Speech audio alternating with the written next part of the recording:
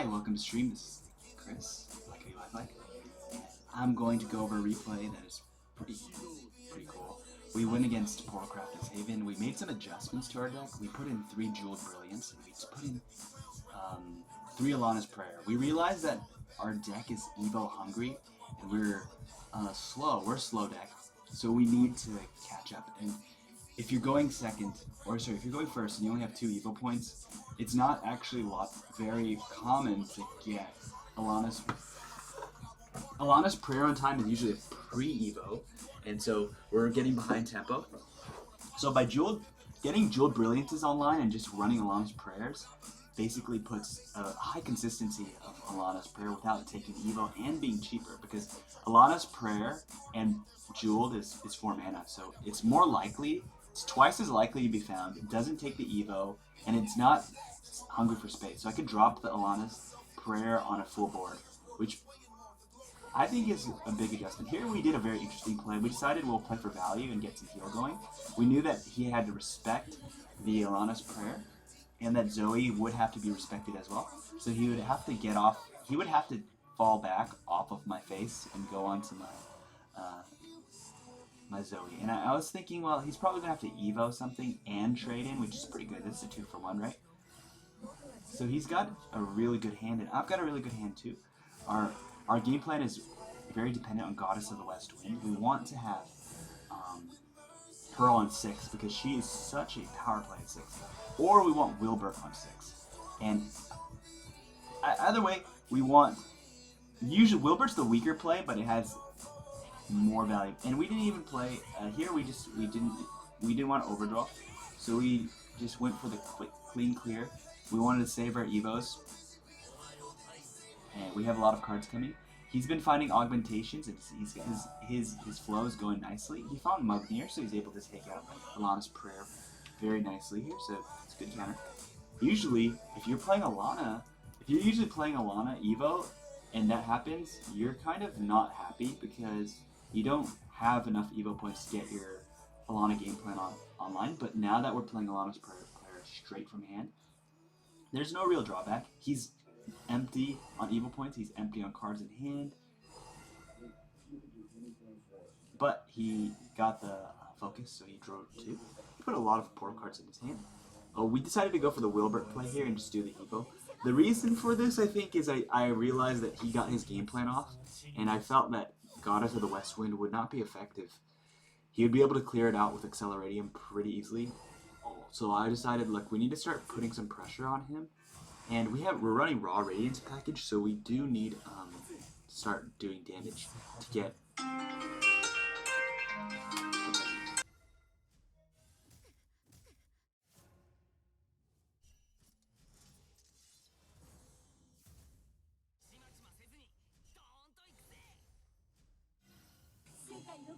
Alright, so, I got a phone call. So here we went for the Kel, the defensive play, and this is something I do like about just not having an Evo hungry version of the deck, is just always having Kel ready and locked and loaded.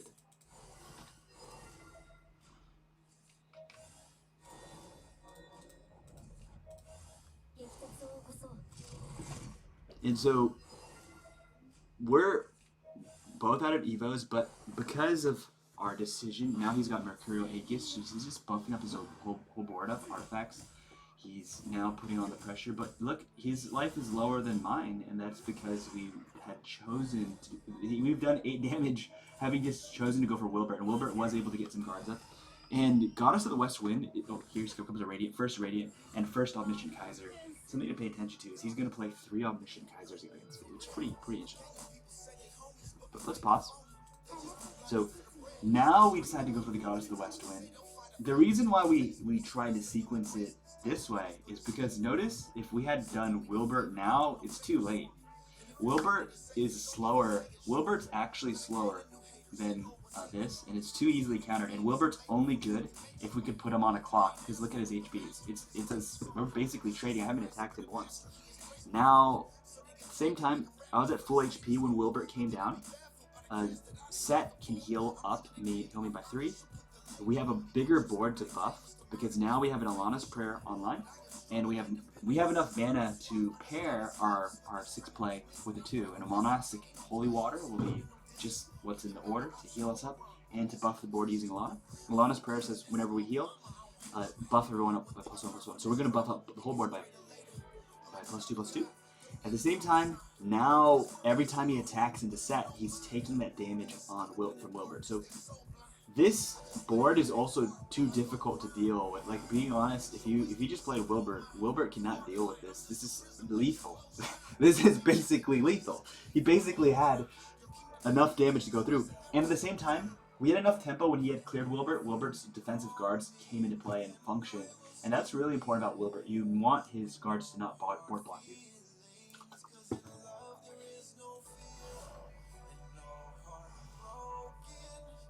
I think we want to slow it down a little bit. So he's taking 4 damage. Like, he's taking 4 damage.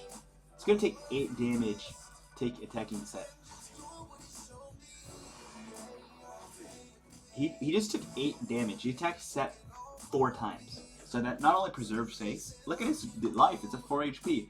At the same time, let's give a shout out to what Goddess of the West Wind even does. She randomly puts 2 different Havencraft followers with an original attack 2 or less into your deck into play.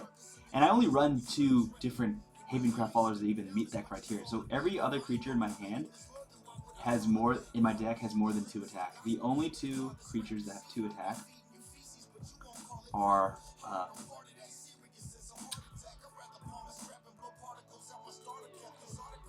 Set's a 7-drop, so he's a 7-drop that's a 2/8, so it's really big. He's the biggest 2-attack creature I could put in the deck. And Sophina is a 5-card, so basically for 6 cost, I'm getting 5/7. I'm playing getting 5/7. I'm getting 12 mana plus a body. So I'm 6 costs. I get a discount on Set and Sophina. And Sophina says basically whenever an ally is attacked, they cannot take more than 3 damage at once. Allied followers, which means if this 4/3 attacked my 4/8, she'll only take 3 damage, and that's why he took so much damage attacking Set, because Set had been buffed. Set was now being protected by Sophina. So our Goddess of the West Wind is not a random dice roll. It is a high percentage, because it's guaranteed to get me these cards. The only time it doesn't get me these cards is if I overdrew those cards. So the moment we saw him trading in and not going face, we like that. It means that he doesn't have he didn't feel like he had enough damage to go lethal. And so if we're not lethal yet, look at this. We just need to put up more guards, more wards, and that's going to bite him with Wilbur. But here's really interesting. He played Mercurial straight from hand. Alright, Mercurial, this is very symbolic to me because I've been Mercury poisoned, but this is definitely a misplay on my part. Mercurial, your follower or your leader cannot take more than 1 damage at a time. Can't be destroyed by effects, but can be destroyed by damage effects. So I really messed this up. I have Zelgenia, and Zelgenia, if I play Zelgenia, it says destroy a creature, run random creature. Right? It's a 50-50 chance to destroy Mercury, right? So I was like, I'm going to destroy Mercury poisoning, because I hate Mercury poisoning. I healed myself, and then I was like, oh no, not like this, because I thought if this died, I would be able to go lethal to face, and I was like, not like this. This is terrible. So now I have to trade. I was like, dude, I should have just done that right off the... If I was going to do this Zelgenia play, I should have done... And I definitely shouldn't have done that. So I just trade in, and now I had healed up. And I healed up to 20, so there is that, right? You heal up to 20, you have an 8/8, and on turn 10, I'm going to get a Zelgenia just coming out for free from the deck, from an evoke. So I'm thinking, okay, we might win just off of the Zelgenia evocation. If you can't just heal, if you can't just outright heal, all we need to do... And then he's like, boom, Omniscient Kaiser, 7 damage to a creature, 7 damage to your face, and then heal 7. This is a 10-drop card that it barely gets ever played. The only time I see this card even get played, for real, is when it's against Dragoncraft. Because Dragoncraft plays a card that discounts all your cards in hand by 50%. So Omniscient Kaiser just really wrecks Dragoncraft because it's like a 5 mana cost, 7 damage burn spell. This is crazy. And heal 7, it's kind of a big deal. And you're threatening 7 more damage. It's pretty lethal. And now he has stealth, so you can't even attack it. And he healed. Now I'm in trouble, right? So just thinking, whoa, Omniscient Kaiser number 2. Now I got Zelgenia out, and now my Zelgenia game plan is ruined, because if I play Zelgenia, right? So Zelgenia, if he attacks, we're going to start taking 4 damage each.